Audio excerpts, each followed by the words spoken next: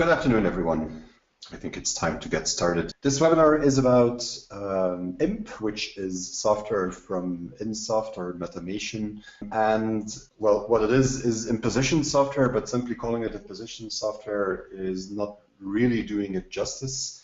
It actually goes quite a bit further than that. What I want to do is a short introduction. I have some slides on the three main topics that I want to cover, which is bound, Diecut, jobs, and then gagging.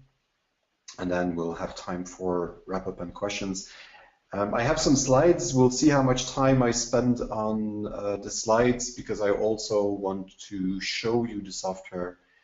I think that will be more interesting than staring at slides with screenshots on them. So what is it? Well, first of all, it's one of those exceptions in our four-piece portfolio. It only runs on Windows, not on Mac. So it's a Windows software that does automated layout planning, which basically summarized means that it creates the most effective layout plan it can find for particular jobs.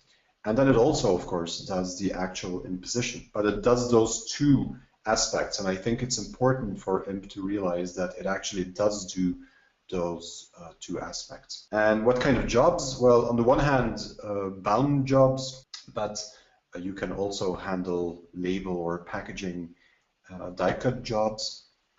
And then it does gagging for both rectangular and non-rectangular jobs as well. And again, those are the three main topics, and those are the things that I want to show you in a little bit of detail as well. And why is it then special? There's a couple of things, and I think you'll see that as we go through the demo. There is actually a very high focus on the planning aspect, and even more so on automatic planning aspect. And that means that once the configuration is done, so once you've told the software what kind of machines you have and so on, that it will give you the most cost-effective option to do a single job or a gagging of jobs, and it's actually quite fast in that regard. You can still interact with it manually afterwards, so you could do an automatic layout for a plan and then intervene manually, but the focus is very much on the fact that you can do a lot of things fully automatically. And there is no need for separate imposition software. It really combines this planning and imposition software. And amongst the automatic optimizations, and we'll see many of the ones that are mentioned here, because you can tell it all of the details about the presses, but also the finishing equipment that you have and the materials that you have and so on, it can do a lot of intelligent things during that planning and optimization process, and it really comes up with very smart alternatives to do a planning. And it can plan across all presses that it supports, from sheet fab to web presses, or any mix of those devices that you have.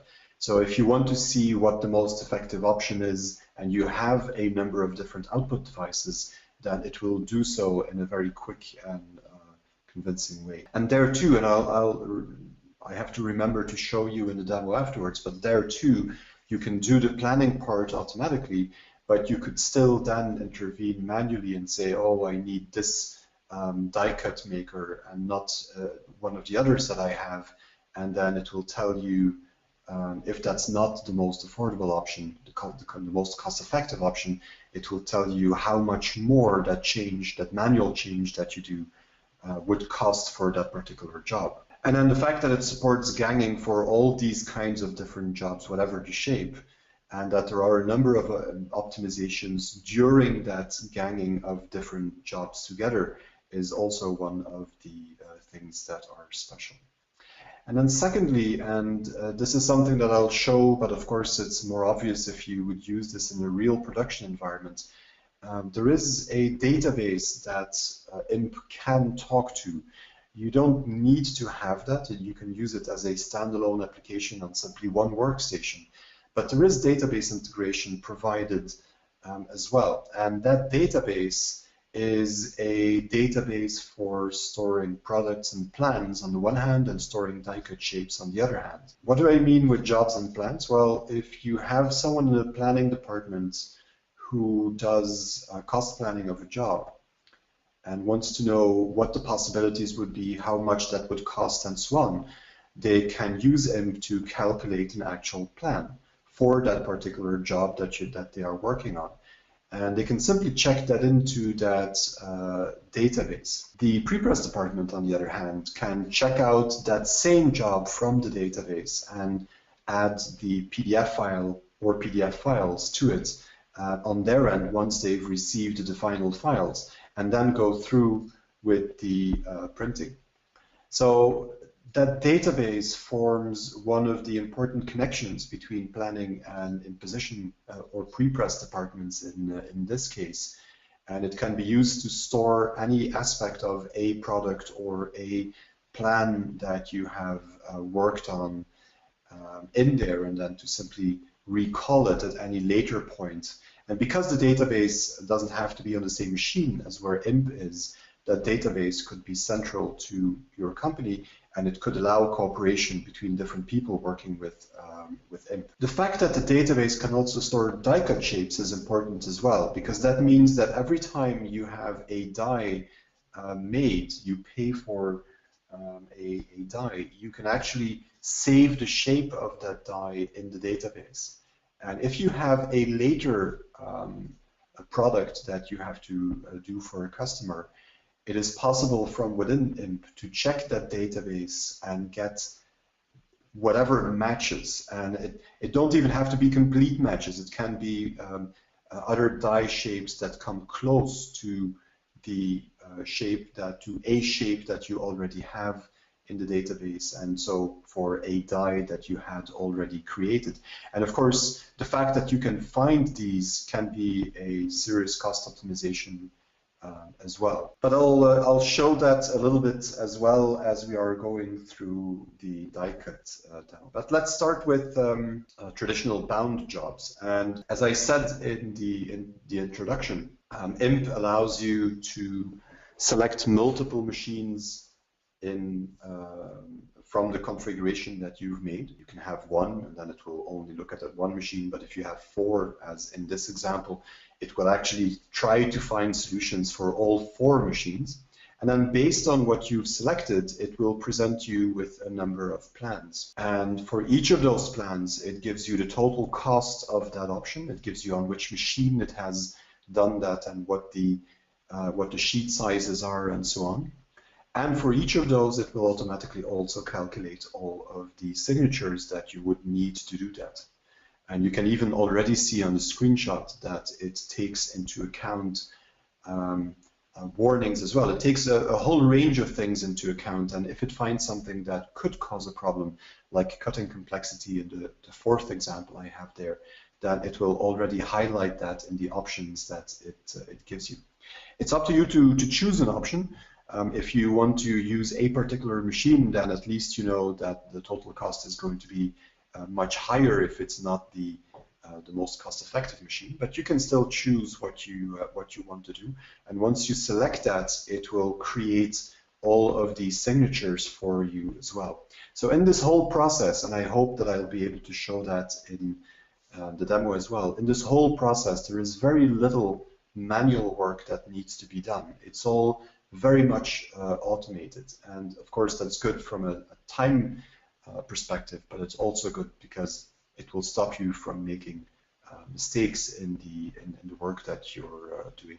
Now, once it's done the optimization or the imposition actually, and you've selected the plan and so on, and you've put the PDF files in there that you want, then you can either export all of this as JDF, populated or unpopulated. So if you have a workflow system running behind this, then you can simply create the JDF that is necessary.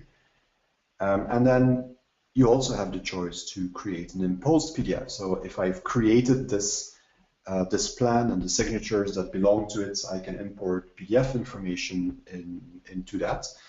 I'll be able to see on screen what that gives, and I'll be able to save a fully imposed PDF out of there as well if I can't use JDF or prefer not to use JDF for a particular job. Gives you the option. And then some more guidelines or some more highlights actually. There are dynamic templates for sheet and reel feed presses, templates meaning sheet templates, for example, with all kinds of marks pre-applied to it. There is a wide collection of marks that you can add to this. It does spine calculation automatically depending on all of the factors that you have to take into account, which signatures you've selected, what paper you've selected, and so on and so on. And if you change anything in a product, it will also automatically adjust the spine sizes and so on for you. So again, it really focuses on taking care of as many as the details in a fully automatic fashion. And then another detail perhaps, but not so much if you need it, it supports, of course, left binding, but it also supports right, top, and bottom binding. So if you have products that need that, then this is also fully supported by.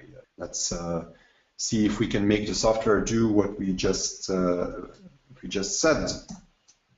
So, working in a virtual environment, of course, because it only runs on Windows, as I indicated already. So that means I'm running parallels here. My apologies.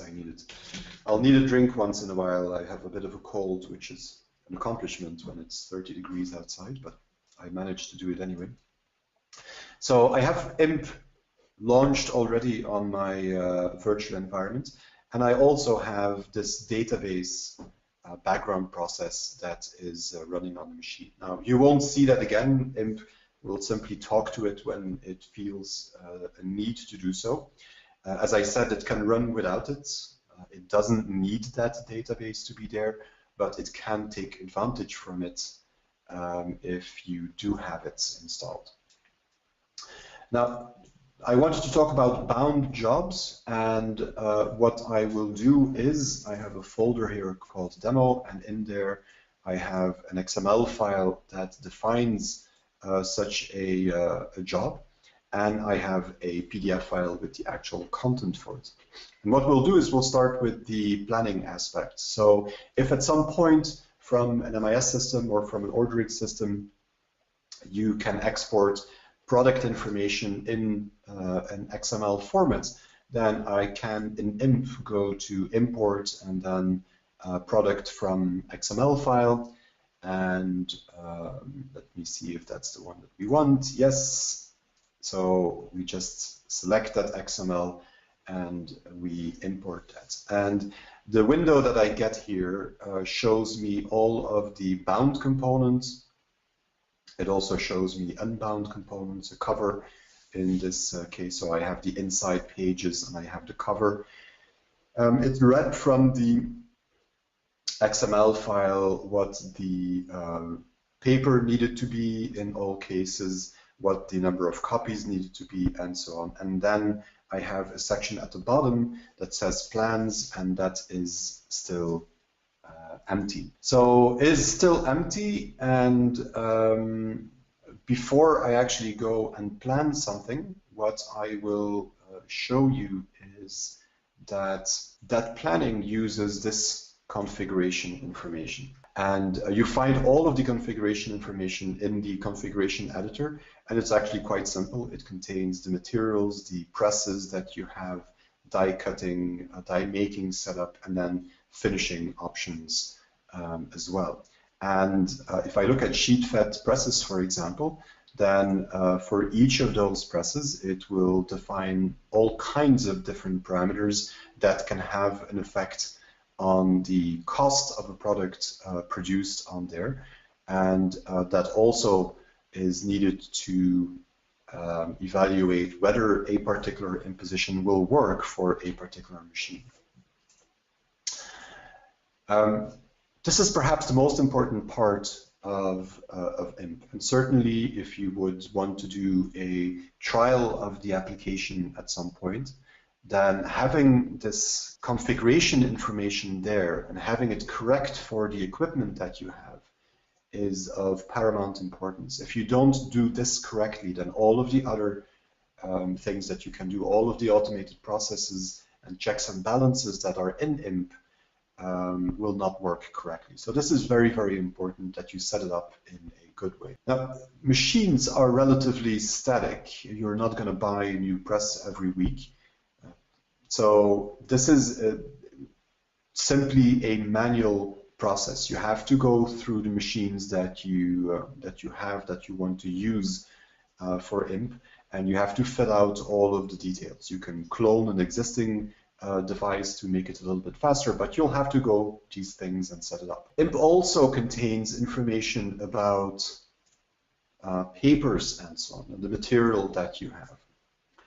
And that, of course, is much more difficult because those tend to change much more quickly in your production environment. And for that, there is a provision to also import all of that information from CSV. So if you have an inventory system, for example, and you can export from that inventory system what you have in stock or what you have at the moment, then you can simply export that to CSV and import that CSV file into IMP. And both US and metric formats are supported while you're doing that. And again, for each of those materials that you have here, it allows you to set up all of the technical details that could influence the rest of the process. And I'll give you one example. There is here for the 80 grams, it says, for example, that the allowed fold depth is 4, so you can fold this 4 times.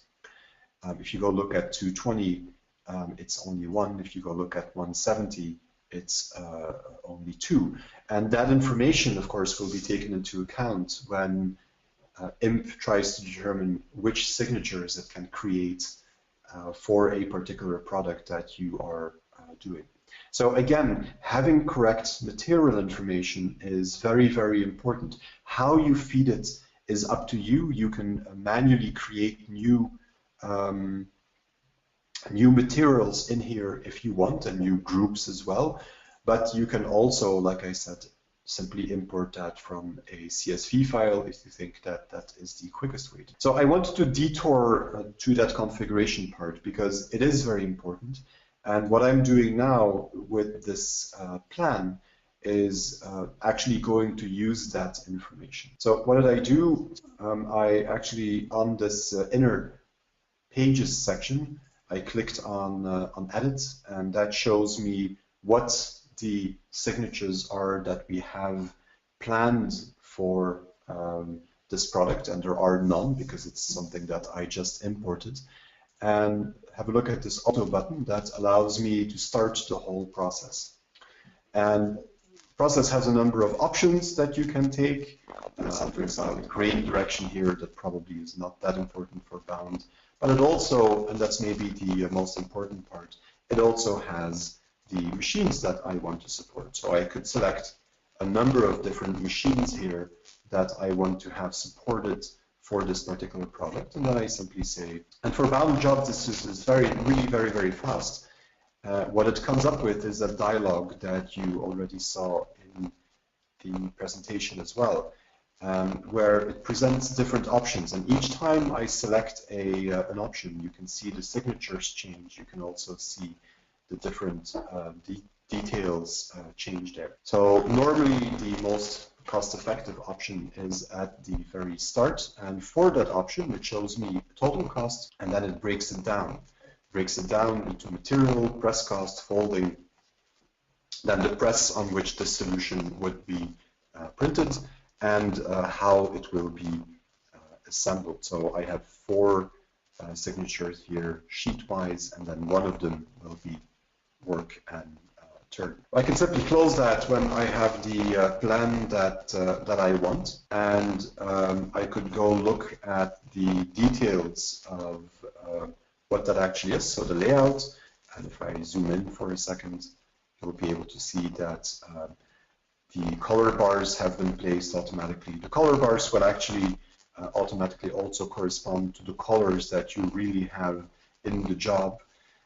There is a whole range of other marks that have been placed. I have, again, some color names here. I have probably the name of the products and materials at the bottom here.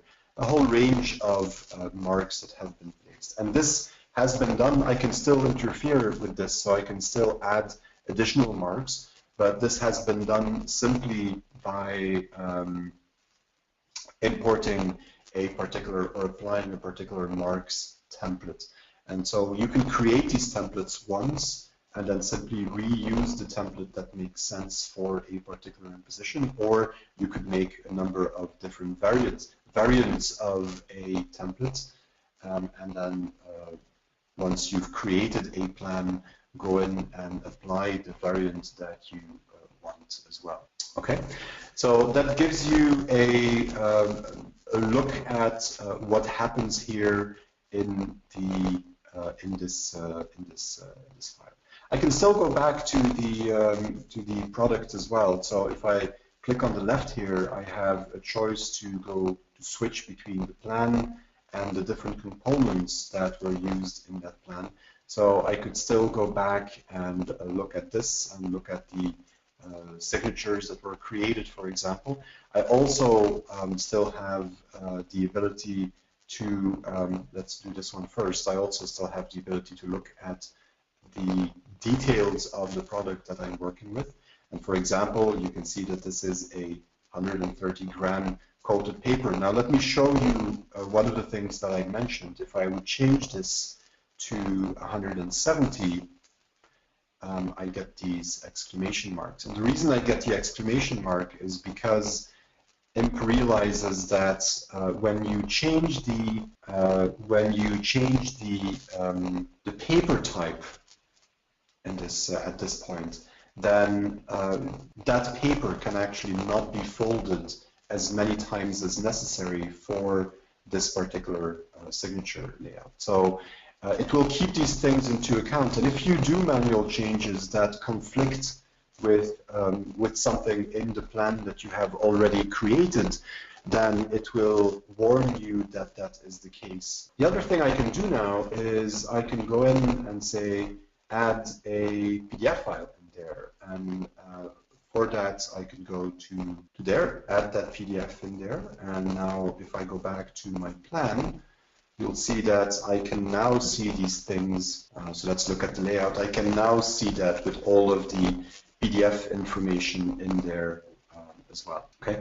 Now, what I haven't shown is the database functionality. Like I said, it's a little bit difficult to do that if you're doing everything on one computer. It's typically something that you would use between departments, but it's actually very, very simple, and I can show you now. At the top here. Well, check-in gives me the possibility to, for a particular, for this product that I'm working on, I can give this a job ID, I can give it a job name, and then say check-in. So it gives me the opportunity to simply store all of the information for this particular job in that database. And if I close the job that I'm working with and then say check out, I could go look for a webinar. Then I find again that thing that I put in there. And you can see that it remembered all of the details for the job. It remembered so all of the components that I had added. And you can see that it also remembered all of the details for the plan that I had calculated. If you imagine how this could be used between someone who is doing planning or a cost calculation for jobs, and how it could be done with a pre-press department, on the other hand, to create the actual position once you have the files and so on, then this gives you a way to communicate between those two departments. Now, what I'm going to do is close this job and move on to the next session, because I was told that there is some distortion on audio. Let me try and fix that while we're going back to the presentation. Okay, so hopefully that fixes that part as well. So that's what I wanted to show for these bound jobs. And I'm going to reopen the presentation for another 2 or 3 minutes. And I'm going to go through the same scenario for Diecut, but I'll go pretty quickly to demo again because this is very, very similar. Die-cut jobs, or jobs where you have die line information, are treated in a very similar way as bound jobs, except that what you start from in this case is always going to be a one-up with die line information. And you can see that if you import that into IMP, then it will show you what the die line looks like, and it will also show you all of the information, job information about special processes. It actually allows you, for example, to specify what area of that package in this case would be embossed or would have braille or would have foil applied, what type of foil. And those things are important because it will allow you to also take the cost of those finishing operations into account while you're doing the planning of that job. And when I say you, I mean IMP, of course, because again, the key here is that all of that is done in a very automated fashion. So all of that information is used to again come up with a plan that does a nesting for the label or the package that you're working with.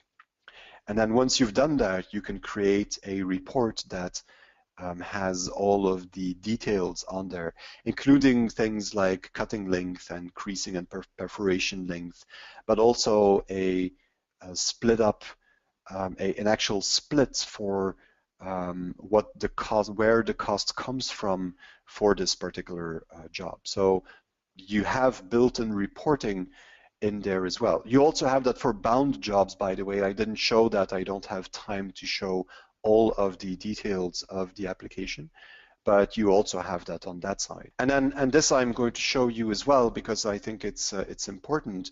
Remember that I said that you can store die information in that database and that you can then use the database to find dies that either are a complete match or a partial match to what you're working with, and potentially decide that a die that doesn't match might still fit the bill if it's only the little dust covers that you have somewhere where there is some difference in the shape.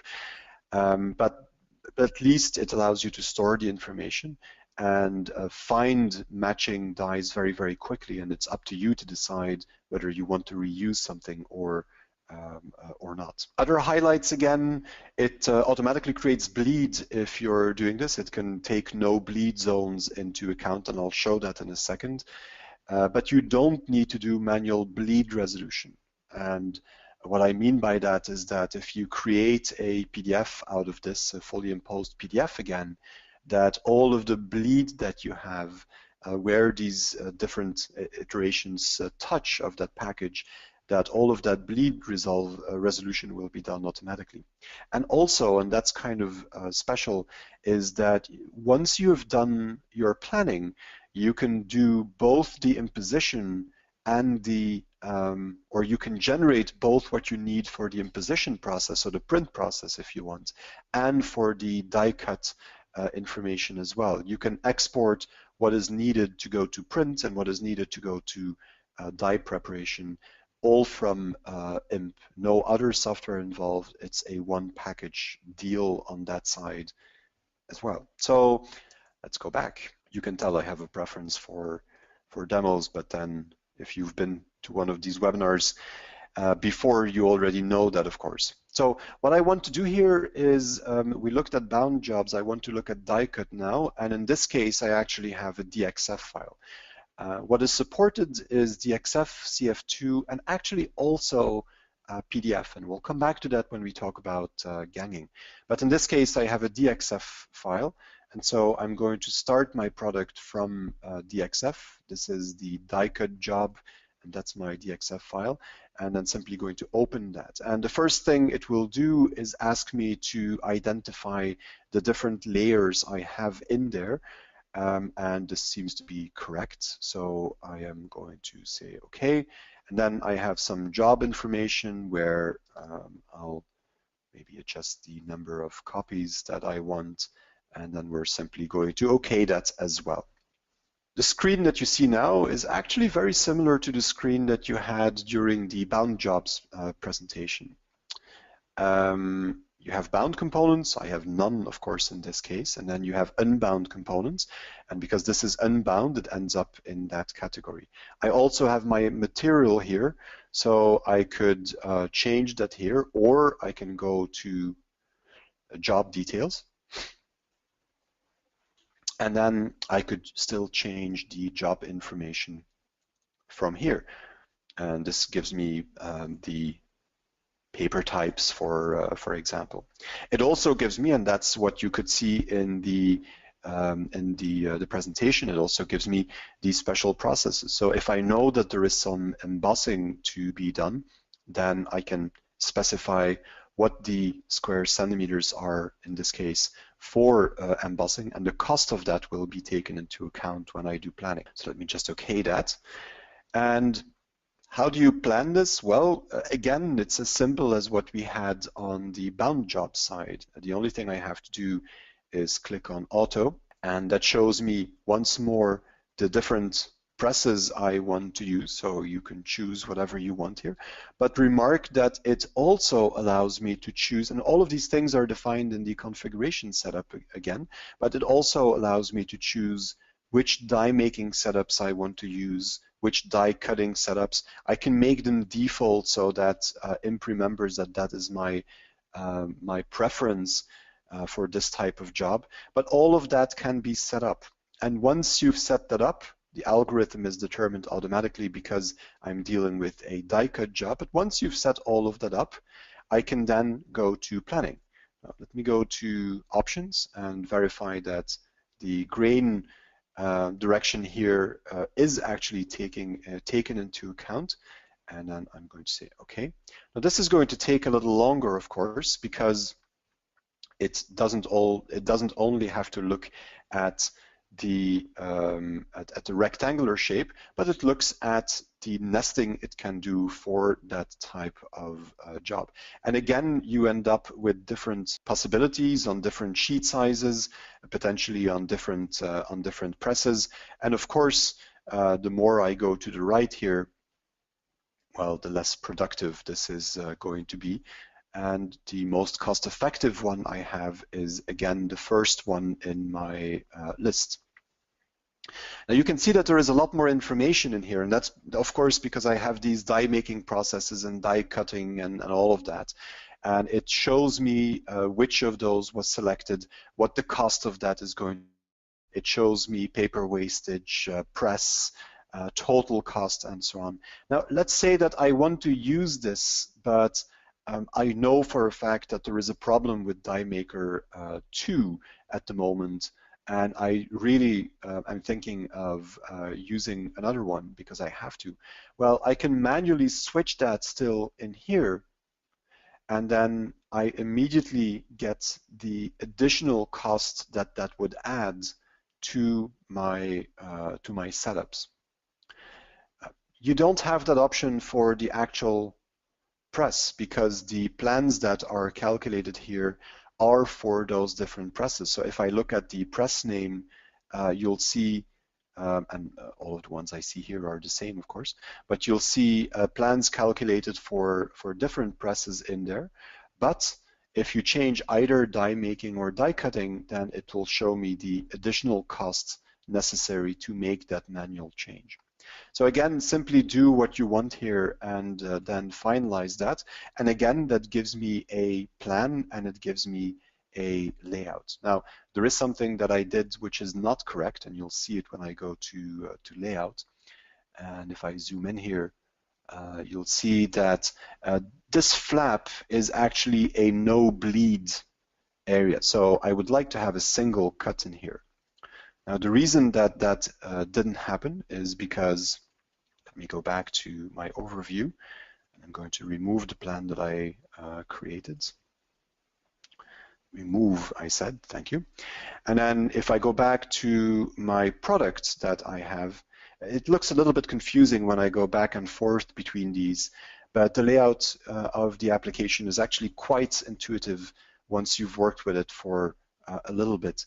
You basically switch between the individual products that you have in the plan and then the plan itself. That's all I'm doing in here. And you can do that with these arrows that I used, or by going by using this left-hand side menu here to go between components and the plan.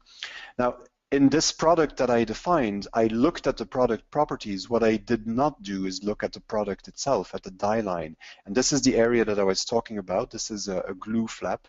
And what I can do is I can use one of the tools here to indicate this as a no bleed region. So I'm simply going to drag a rectangle across that. It doesn't need to completely match. I simply need to make sure that this area is indicated as a no bleed area. And then I'm going to very quickly go through the planning process again. I've only selected one press now to make it even easier for us. And then when I say done, and we go to layout again, this time you'll see that it did indeed take that into account. And now when I zoom in, I have this no bleed area, this flap that is stuck against the other iterations of the package that I have there. So of course you still have to define the product correctly in order to see what you're doing there. Now, what I can do next is, if I go back to my product again for a second, I could also, in this case, add the actual PDFs that I want in in here, and I could do that in here, and then add a pick up a PDF file and add that to my layout. And once I've done that, if I go to layout here, once I've done that, I can then, again, just as what I said for the bound jobs, I can export either a PDF file or a JDF and or the die line information that I want to work with. I see that time-wise, I will have to be a little bit speedier than I am so far. So let me show you one last thing that I promised, and then we'll go look at gagging, which is also important. But before we go there, this is the original product that we imported, and it has this nice die shape that it imported from the DXF file in this case. If I click here, then you can see search for similar geometry in database. Right? There is also a button to submit the geometry to the database. So if I have imported something here, I can submit it to my database with dies. And then once I have, I'm working on a new product, I can go to search. I could say outline needs to match. I give it some tolerance. And then I say get matching jobs. And get matching jobs compares the die information. So it doesn't search by name or anything like that. It really, looks at the shape of the die, and it compares that to the dies I already saved in my database. And by doing that, I can decide to reuse one of those dies if I want to. Right? And in this case, I have a number of them that match. The more I up the tolerance here, the more of these that you'll see that are actually quite different. But like I said, if you have a die somewhere and the only difference is a little bit of this dust flap somewhere, for example, the shape of the dust flap, then you could still look at whether it makes sense to use the one that you already have and save some cost on there. This will show me what the difference is between the die that is in the database and the die that I have in the product. So I'll be able to see with those red and blue colors what the difference is between the two and judge whether it's close enough or not. This obviously would not be close enough, but that's because it shows up because my tolerance here is so high. Okay, so let me close this down and see at the next step I already saw a question about this, I think, and the answer is yes, and we'll go look at that. And that's the next part, and it's gagging. And gagging, well, you know what gagging is where we try to be efficient by placing multiple products on a single sheet.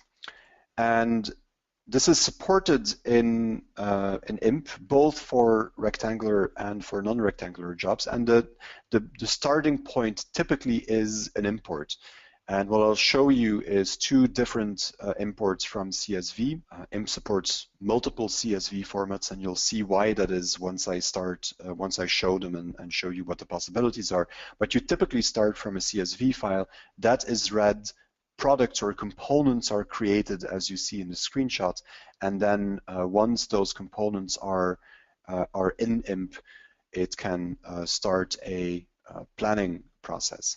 And you could simply say add everything and then do an imposition, or I can select only those products that have the same material, for example, and IMP will take a whole lot of factors like material, number of requested copies, all of those things into account and come up with a number of sheets that are the most cost effective for what you are doing. And once you've done that, you can automatically import the PDF content from a folder, and it will use the information in the that it imported from the CSV, so the product information and the names of the PDF files in the folder that you specify, and automatically match them and import all of the PDF information, and that gives you these nice filled up sheets afterwards, where again you could still manually intervene. Perhaps it's necessary to manually move some of these around so that from a color point of view they're easier to deal with in offset, for example, but that is still possible. The important part here is that you start with a fully automated process to do the initial gagging. So let's see if we can get that done in the next 15 minutes. So what I'm going to start with is a gagging for a bound, for a rectangular job rather. And if I show you what I have here, well, what I have is a CSV file, and if I open that CSV, it contains a bunch of products. What it contains is the names for the products. I have then paper type, I have number of copies that I want, I have colors that I want in here, and so on and so on. So I define all of that in that CSV file, and then what I'm going to do in IMP is import that CSV, and they call that format 2 CSV, something you have to know. Go to bound, CSV, open, and that again gives me the same screen as what I had before. I have the list of components, I have the plan, and of course bound components I don't have in this case. It's all business cards and stuff like that in this particular example. So rectangular components. And the way I did this in the bound example is that I selected one of the components, and once I had selected that, I could then create a plan from that. Now, this time we want to make a plan that has a lot of different components. So I'm going to go about it differently. I'm going to create a plan manually, and then once I've done that, I'm going to select the product that I want, the components that I want in this particular plan, and then I have this nice plan button again. That's going to do most of the work automatically. Now, to do this, you can either add individual components here, or all of the components, or I could add by material. And let me select one particular material, and this will show you the shapes and so on if you want. I don't have PDF information for this yet. I could import that as well. But this shows me all of the components, or it added all of the components that have that particular material selected. And now I can go to plan, again select the equipment that I want, and then say OK. So it runs through the different options again, and you have different planning possibilities. I have a planning mode where it will calculate the first sheet, and then I can look at what I like the best. Then once I've made my decision, I can plan the next sheet with the remaining product. You also have planning modes where you say plan everything for me fully automatically. Once it has run through all of the options, same as before, I can see what these options are on the sheets. I can inspect the cost for each of those. And then once I've done that, I can say either next to continue planning with the things that haven't been planned in yet, or I can simply close this and go look at what I've done so far. Now, you'll notice that some of these components have gotten a blue 1 next to them. That's because they are now included. They have already been planned, and they've been planned on the first sheet that I have. The ones that don't have that number are components that haven't been planned yet. The ones that have been planned also have 2 numbers at their bottom. And the right-hand side number is the number of copies that was requested. The left-hand side is the number of copies that is actually going to be produced. And the ones that are coming up in red here, that means that I'm actually printing more copies of this component than what I had as a request in there. Now, it's a little bit hard to judge what I have here, so let me go back here and say auto assign the PDFs, and that will show you what it is still searching for. So everything is red, meaning it hasn't found any PDF files so far, and all we need to do is take it to the folder where I have stored all of these PDF files, say OK, and then you can see that all of a sudden all of these things turn blue, or green rather. It's warm here, you have to forgive me for my color blindness. And then I say assign, and that will import all of those PDF files, and I end up with the plan with those PDF files on it, or if I go to layout, I end up with, again, the full sheet the way it is. And then I could go, same as I could for Diecut jobs, I could go look at the actual PDF. That PDF allows me to preview what's going to be done for bleed. This is simply a transparency slider if you want. Nothing to do with the actual PDF that is generated. This is just a visual thing so that you can focus on the parts of the sheet that you want to see here. So once I've created the plans, the rest is exactly the same as for regular Diecut jobs. I can export a fully imposed PDF. I can export a JDF file from here, and either for impositioning or for cutting, or I can export the die line information again, and that can be done either in DXF, CF2, PDF, or HPGL formats. Okay, so that's a simple gagging for rectangular jobs. You import the jobs that you want, and you could do that import or that component process by either importing them, creating them one by one, or creating them from XML as I've shown before. But you can also, as I've shown here, import a CSV file. You can also create manual products if you want. That is a possibility as well. So you can create those products in all of the different ways. Once you've created a number of different components or you've imported them, you can create a new plan, an empty plan, and then you simply allow Imp to do the automated gagging of those components that you select into a number of different sheets. So one thing left, and the thing that is left is again gagging, but then die-cut gagging. And for this, I have a slightly different setup. In this case, I again have a CSV file, and I have a number of PDF files. So if I look at the CSV in this case, it's much simpler. It's what Imp calls a type 1 CSV. It sounds like a disease, but anyway. It's a type 1 CSV. And that only contains the names of the PDF files and the names of, or actually the quantities that you want produced for each of those. And the only thing I have to do again is a product from CSV, format 1, and then I can specify the file that I want, which is Diecut, this one. And again, I have the ability to specify what the cut lines and crease lines will be and so on, how much bleed I want, and then I say OK.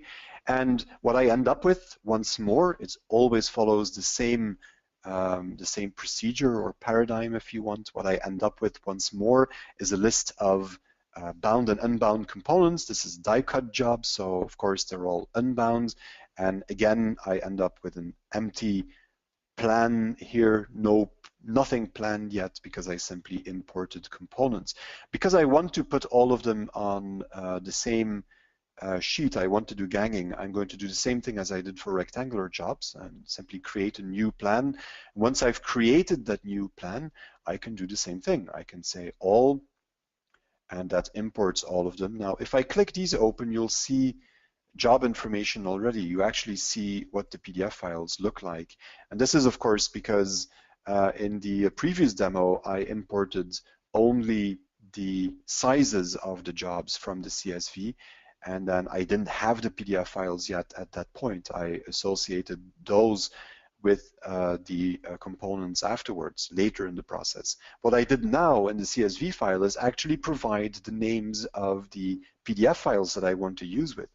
That I want to work with. So those are available. And what is more, they're not only available, but I can actually, if I go look at one of them, I actually use them to get the outline information out of it and so on. So the die information is gotten from there as well. So returning to the plan, I selected all of the components, and well, you guess what's going to happen next is I'm simply going to hit plan. I can select a number of output devices again. The algorithm is again automatically irregular. I can select all the options that I want, and then I simply do OK. And Imp is again going through this gagging procedure. Of course, this is the most time-consuming of the different things that you can ask it, because in this case, you're actually gagging irregular shapes together on a wide variety of machines and material sizes. So it's taking all of those sheet sizes that you've defined for your presses. It's taking all of the press information and so on, and it's taking the PDF files and the die cut information from the PDF files, and then it's doing the imposition using all of that, or the gagging using all of that information. And once it's done, I can again go look at what that does. I can select an option, and I could either say next or simply accept this one. And again, you can see that some of these have a number next to them, so those have been planned. I have 3 of these products that have not been planned yet. And if I go to layout, similar to what you saw before, I have the information, all of the information here, and I can go to a PDF, to a JDF, or to a die line. That's it for the demo. I've seen that there are a number of questions that came in already. So what I'm going to do is I'm going to go back to the presentation for a second and just put my email address on there in case there are questions that aren't answered here. But let me go over the questions and see if I have answers for that. One of them is there a configurator for Switch? No, there isn't a configurator for Switch yet, but Imp does come with, and I haven't focused on that in this webinar at all. I think it's enough of a topic to have a separate webinar on this. There actually is a solution called ImpFlow, which support hot folders and can automate many of the things that you've seen in this demo. And of course, anything that has hot folders can be integrated into something like Switch. So yes, it could be integrated into Switch through that hot folder solution. Does Imp support JDF? Stefan, I think I've already answered that largely. So you have all of the different ways you can create a file from, which is either CSV, XML, or for these other shapes, for these irregular shapes, you can also do that from a Diecut in CF2 file format, or DXF or PDF. What I don't know is whether you can import something from a JDF file, but you can definitely, as you've seen, export to JDF and then use that JDF to feed it to export that into a workflow system that will then do the action and position, for example. Can Imp work with multiple existing die cuts to optimize the print runs for large amount of products? I'm not totally sure what you mean. We've talked about the gagging after you asked that question. Perhaps that answered some of the question that you had. If not, Menno, I would say write me a short email and we can talk about that afterwards. Should I always use an XML or CSV to describe products, or can I create them from scratch? Well, you can create an empty product and do everything from scratch if you want, but in practice, it is probably going to be easier and quicker to do it either from CSV or XML. But yes, you can create stuff from scratch. I've used XML and CSV here to show that it's possible, but also because it's much quicker during a demo. If you do any kind of integration with an MIS system or a workflow system, I would expect that in most cases you would want to take the information out of a CSV or an XML file as well. So can I gang bound and unbound products together? That's a very good question, and actually I don't know the answer to that one. I'll have to get back to you on that one, Vincent. And to the nice gentleman asking whether there are no penguins, no, I'm afraid this is a webinar without penguins. It's probably too hot for them out here. That's, I think, the last question that I see, which is perfect because it is 5 o'clock, almost on the dot, so we did it in 1 hour exactly. If there are any other questions that you want to come back to, then of course don't hesitate to send those to us. You can either do that at the sales or info@4ps.com address, or support@4ps.com, or simply by sending me a quick email and requesting either a one-on-one or sending me a short question. There is demo software for Imp as well. We can help you in getting that going. And I've already mentioned that, but I'll say it again because it's important. The main problem the main thing you have to take care of when doing a demo is that the configuration that you have there, that configuration editor that you had, has to be filled out with information that is valid in your in your environment. If you don't put correct material and machine information in there, of course, you will also not get very good results from the automatic imposition or automatic gagging parts of the software. Thanks to all of you for showing up for yet another summer school webinar in this hot summer. Thank you very much for joining. I wish you a great rest of the day and many cocktails in a sunny environment. And I'll speak to many of you again in September for a next webinar. Goodbye.